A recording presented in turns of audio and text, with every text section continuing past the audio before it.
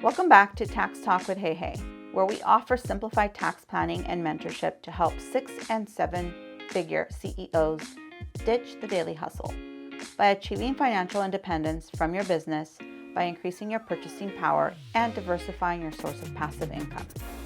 Through financial mentorship, realistic goal setting, and simplified tax planning, without having to hustle for the rest of your life, with the guarantee of the optimal roadmap to move you towards your desired time freedom.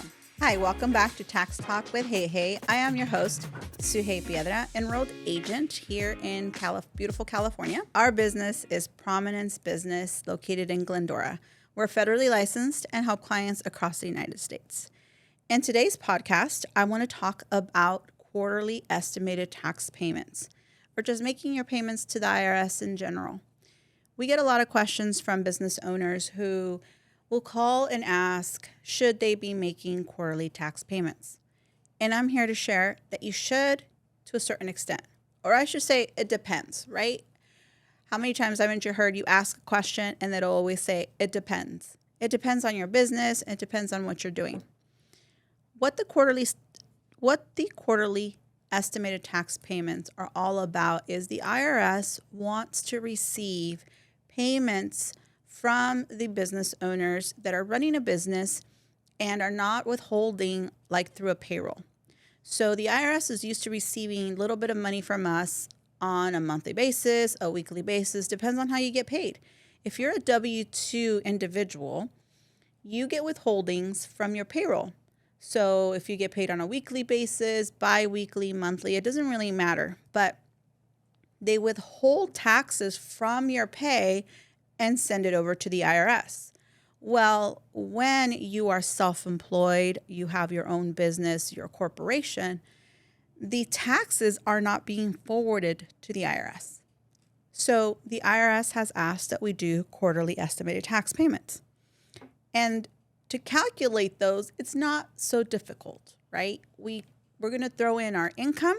Let's say you make $100,000 for the year. That's what you brought in revenue. What are your expenses? You want to reduce that $100,000 by the expenses that you've incurred. And that could easily be your materials, your supplies, your marketing, and all of that good stuff. Let's say that by the end of you adding up all of your expenses, you end up with a net profit of, say, $30,000. So the IRS wants you to split that $30,000 with them. So a lot of the times clients will be like, well, how much do I send them? Do I send them 20%? Do I send them 10%? Well, the calculation is not that easy because now you've got to throw in, well, are you married? Are you single? Do you have dependents? Are your dependents under age 17? Do you have a house? I mean, the list goes on and on. So it's not that easy to calculate, right? But let's just assume that I tell you, okay, yeah, send 20%. But then the next quarter of the year, you don't make as much money. And all of a sudden, you end up with like a whopping zero. So that 30,000 is going to represent those 2 quarters because you all of a sudden made 30,000 for 2 quarters. So the tax calculation is going to be a little off at that point, right? Because now you made money, but you made no profit in the second quarter. So what ends up happening is clients are like, well, I shouldn't have sent that money to the IRS because now I need it in order to continue to survive. I need that money because now I'm running at losses. I need that money because my business all of a sudden went through a dry cycle. So making those quarterly estimate payments, even though they are required, you have to really look and identify your business.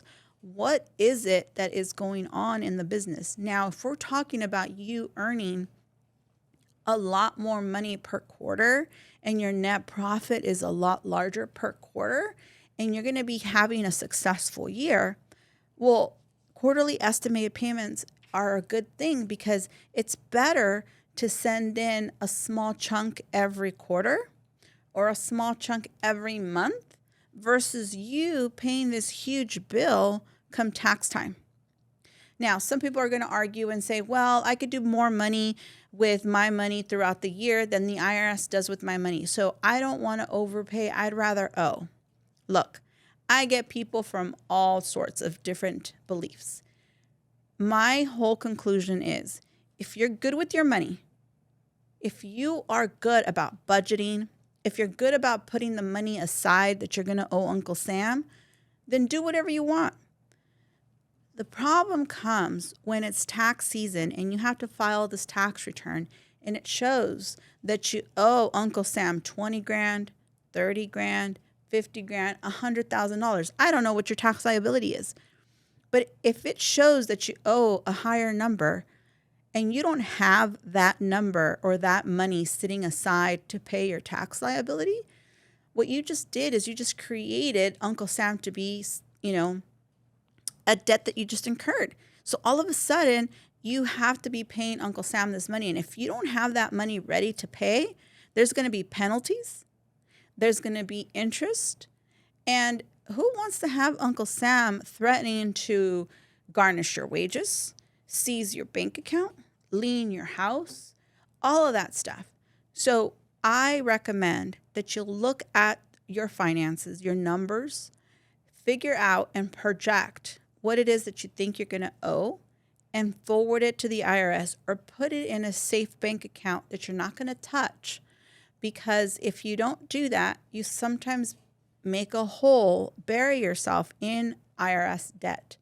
Now, I will sometimes get new clients who come in, and when we look at all of their stuff and they have this huge debt with the IRS, it's tough to get them out of it sometimes. They are like, I heard on this radio station that I can do an offer and compromise and blah, blah, blah. And I said, look, yes, the IRS does offer a way for you to get that debt forgiven, but it's not that easy. They're going to want to make sure that you're not making any money. They're going to want to have a certain amount of time, a period of time that you're really that you can demonstrate that you're having a financial hardship. If you don't meet those qualifications, and there's many others that that the offer and compromise has, then you won't qualify for it. So I would rather avoid having this debt with the IRS or California if you're in California. If you're in California, you know that the Franchise Tax Board is on you like nobody else. They're the first ones to garnish your wages. They're the first ones to garnish your bank account. If you owe the Franchise Tax Board any money, they are very harsh. They will come after you very quickly. The IRS takes a little bit longer. We can always set up installment agreements. So please remember that if you do owe, whether it's the IRS or the Franchise Tax Board, you can easily set up an installment agreement with them online. And as long as you stick to the installment agreement, as long as you keep your word about making these monthly payments, they will not harass you. They will stay away. But they for sure will add on penalties and interest to that account for as long as you owe it. So it keeps growing. And to avoid that, we want to make sure you understand quarterly estimated tax payments are sometimes the smart thing to do. Again, should you be making quarterly estimated tax payments? It depends. Everybody's situation is different.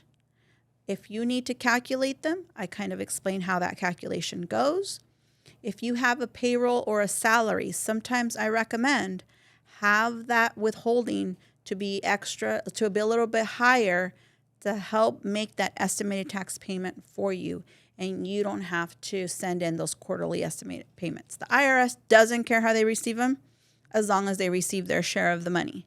So again, to save some money, it's recommended, but also be smart about it and project. The last thing I want to do is have you send in this huge estimated tax payment and then you for the rest of the year not have such a good year and be, without the income that you may need to, pay the marketing team or to, pump money back into your business.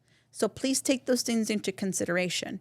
And again, if you have any questions or you need help with figuring out what you should do or what you should send the IRS, please reach out to us, schedule your consultation, provide us the numbers so that we know where you're at, so we know where to guide you. Without that, it's very difficult for me to help you get to where you want to get if I don't know where you're at. So make sure that you keep track of the income coming in, the expenses you've incurred, so that we know what your net profit is. Again, any questions? And if you find this video helpful, please share it. Like and share it with those that may need this information.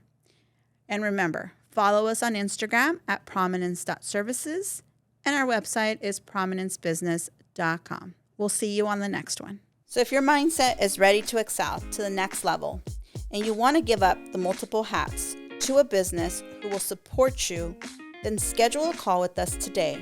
We can be reached at 626-825-8249. Please give us a review and share us with your friends and family.